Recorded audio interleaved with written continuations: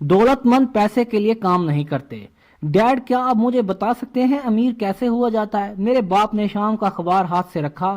بیٹے آپ امیر کیوں بننا چاہتے ہیں؟ کیونکہ آج جیمی کی والدہ نئی کیڈلاک میں گھوم رہی تھی اور وہ ہفتے کے اختتام پر اپنے ساحلی کاٹیج میں جا رہے تھے۔ 3 دوست ان کے ہمراہ تھے، مگر مجھے اور مائک کو انہوں نے مدعو نہیں کیا۔ انہوں نے ہمیں کہا کہ وہ اس لیے ہمیں ساتھ نہیں لے جا رہے تھے کہ ہم بہت غریب تھے۔ کیا انہوں نے اس طرح کہا؟ میرے باپ نے بے یقینی سے پوچھا۔ بالکل اسی طرح، میں نے غمزدہ لہجے میں کہا۔ میرے باپ نے سر کو ہلایا، اینک کو آنکھوں پر جمایا اور دوبارہ اخبار پڑھنے لگا۔ میں کھڑا جواب کا انتظار کرتا رہا۔ یہ 1956 کا سال تھا اور میری عمر اس وقت 9 برس تھی۔ شومئی تقدیر سے میں اس اسکول میں تعلیم حاصل کر رہا تھا جہاں زیادہ تر عمرہ کے بچے زیر تعلیم تھے۔ جس قصبے میں ہم رہائش پذیر تھے وہاں زیادہ تر گنے کی کاشت ہوتی تھی۔ کھیتوں کے مالکان دوسرے بااثر لوگ جیسے ڈاکٹر، تاجر اور بینکرز اپنے بچوں کو زیادہ تر اسی اسکول میں بھیجتے۔ یہاں اول سے لے کر چھٹی تک جماعتیں تھیں، بعد میں ان کو پرائیویٹ اسکولوں میں بھیج دیا جاتا۔ چونکہ ہمارا گھر گلی کے دوسری طرف واقع تھا جہاں یہ اسکول قائم تھا، لہٰذا مجھے اس اسکول میں داخل کیا گیا۔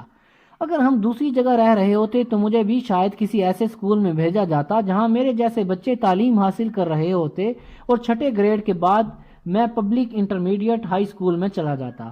کیونکہ ان کے اور میرے لیے کوئی پرائیویٹ اسکول نہ تھا، میرے باپ نے آخرکار اخبار کو نیچے رکھا۔ وہ سوچ میں غرق تھا۔ اس نے آہستگی سے کہنا شروع کیا، میرے بچے، اگر تم امیر بننا چاہتے ہو تو تمہیں روپیہ کمانے کا طریقہ سیکھنا ہوگا۔ میں کیسے روپیہ کماؤں گا؟ میں نے پوچھا۔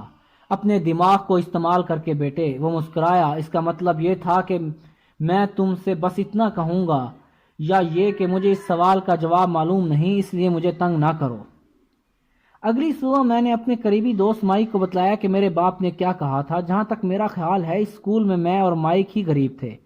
مائک بھی میری طرح حادثاتی طور پر اس اسکول میں داخل ہوا تھا۔ یہ اسکول اس ڈسٹرکٹ میں واقع تھا جہاں یہ رہتا تھا، چنانچہ اسے امیر بچوں کے اسکول میں داخلہ مل گیا۔ ہم غریب تو نہ تھے، مگر جب دوسرے لڑکوں کے نئے نکور، بیس بال، دستانوں اور نئی سائیکلوں پر ہماری نگاہ پڑتی تو ہم خود کو غریب تصور کرتے۔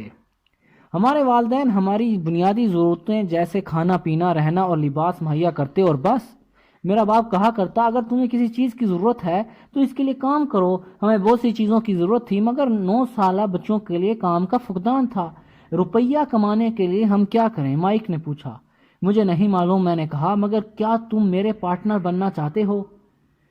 میں اس پر راضی ہو گیا۔ چنانچہ اس ہفتے کی صبح ہم دونوں حصہ دار بن گئے۔ صبح دیر تک ہم سوچتے رہے کہ پیسہ کس طرح کمایا جائے۔ اس دوران ہم ان بچوں کے بارے میں بھی سوچتے تھے جو جمی کے ساحلی علاقوں میں مزے کر رہے تھے اور خنکی کا لطف اٹھا رہے تھے۔ اس سے ہمیں تکلیف ضرور ہوتی، مگر اس کا فائدہ تھا، کیونکہ اس طرح ہمیں زیادہ یکسوئی سے پیسہ کمانے کے بارے میں منصوبے بناتے رہے۔ آخرکار دوپہر تک اچانک ہمارے ذہنوں میں بجلی کے کوندے کی طرح ایک خیال پیدا ہوا۔ مائک نے یہ خیال سائنس کی ایک کتاب سے لیا تھا۔ خوش ہو کر ہم نے زور سے آپس میں ہاتھ ملایا، اور اس پارٹنرشپ کے پاس اب کرنے کو کچھ تھا۔ اگلے بہت سے ہفتوں کے دوران میں اور مائک ہمسایوں کے تقریباً تمام گھروں کے دروازے کھٹکھٹاتے رہے اور ان سے درخواست کی کہ وہ خالی ٹوتھ پیسٹوں کی ٹیوبیں ہمارے لیے رکھ چھوڑیں۔ بہت سے ہمسائے اس عجیب و درخواست پر حیران ہوئے، مگر مسکرا کر انہوں نے حامی بھر لی۔ کچھ نے پوچھا بھی کہ ہم ان خالی ٹیوبوں کا کیا کریں گے، جس کے جواب میں ہم نے کہا ہم ان کو نہیں بتلا سکتے، کیونکہ یہ ایک کاروباری راز تھا۔ میری والدہ میرے اس طرز عمل سے خاصی پریشان تھی۔ واشنگ مشین کے قریب ہم ایک جگہ پر یہ ٹیوبیں اکٹھی کر رہے تھے اور وہاں ایک گتے کے ڈبے میں ہم انہیں جمع کر رہے تھے، اور روز بروز یہ ڈھیر بڑا ہو رہا تھا۔ آخرکار تنگ آ کر میری والدہ نے سخت رویہ اختیار کیا۔ اس کے ہمسایوں کی استعمال شدہ پچکی ہوئی تڑی مری اور گندی ٹیوبوں کو اپنے گھر میں اکٹھا ہوتے ہوئے دیکھ کر وہ تنگ آ چکی تھی۔ تم لوگ کیا کر رہے ہو؟ اس نے پوچھا، اور میں یہ بات سننا نہیں چاہتی کہ یہ کاروباری راز ہے۔ جو کرنا ہے جلد کرو، وگرنہ میں اس ڈھیر کو اٹھا کر باہر پھینک دوں گی۔ میں نے اور مائک نے ماں کی منت سماجت کی کہ وہ صرف تھوڑے دن اور صبر کرے۔ جب ہمارے پاس خاصا ذخیرہ اکٹھا ہو جائے گا اور ہم اپنے پیداوار شروع کر دیں گے۔ ہم نے والدہ کو بتلایا کہ ہم اس انتظار میں تھے کہ ہماری ہمسائیگی کے چند گھروں میں ٹوتھ پیسٹ ٹیوبیں خالی ہو جائیں تاکہ وہ بھی ہمیں مل جائے۔ میری والدہ نے مجھے 1 ہفتے کی مہلت دی۔ پیداوار کے لیے جو تاریخ مقرر کی گئی تھی اسے تھوڑا آگے سرکا دیا گیا۔ ہم پر سخت دباؤ تھا، میری پہلی کاروباری شراکت کو بے دخلی کا خطرہ تھا، اور وہ بھی میری والدہ کی جانب سے۔ مائک کا فرض تھا کہ وہ ہمسایوں کو تاکید کرے کہ وہ جلد از جلد اپنی ٹیوبیں خالی کرے، اور ان سے کہتا کہ دانتوں کے ڈاکٹروں کی نصیحت کے مطابق انہیں دانت زیادہ مرتبہ صاف کرنے چاہیے۔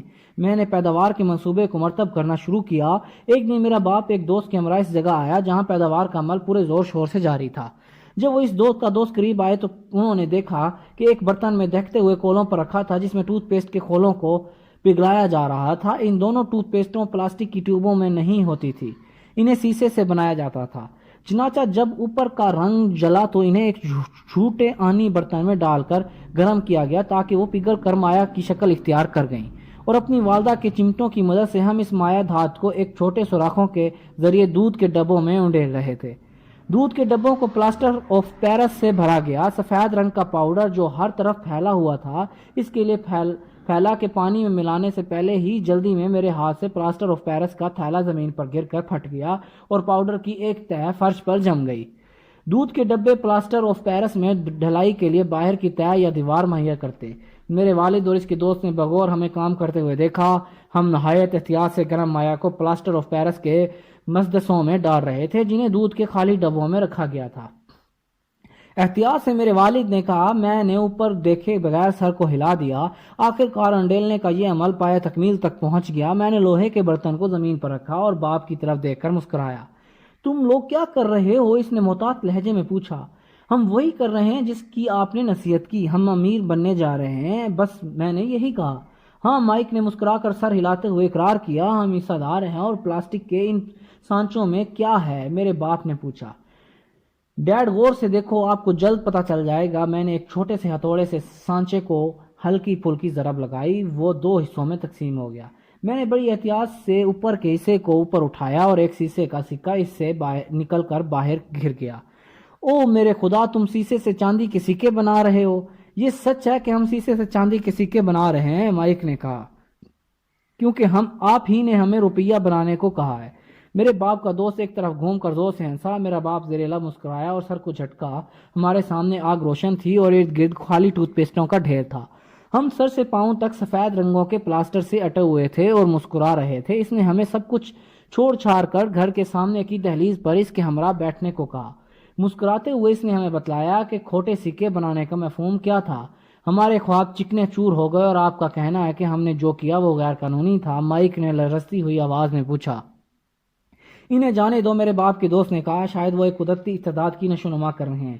میرے باپ نے اسے گھورا۔ ہاں، یہ غیر قانونی ہے، میرے باپ نے آہستگی سے کہا۔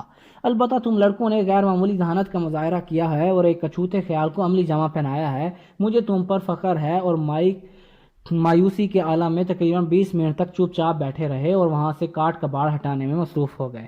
پہلے ہی دن کا کاروبار شروع ہوا اور ٹھپ ہو گیا۔ پاؤڈر کو وہاں سے ہٹاتے ہوئے مائک سے مخاطب ہوا۔ میرے خیال میں جمی اور اس کے دوستوں کا کہنا ٹھیک ہے کہ ہم غریب ہیں۔ جب ہم نے یہ بات کہی اس وقت میرا باپ باہر نکل رہا تھا۔ لڑکوں اس نے کہا، تم اس وقت غریب ہوگے جب تم کوشش ترک کر دو گے۔ سب سے اہم بات یہ ہے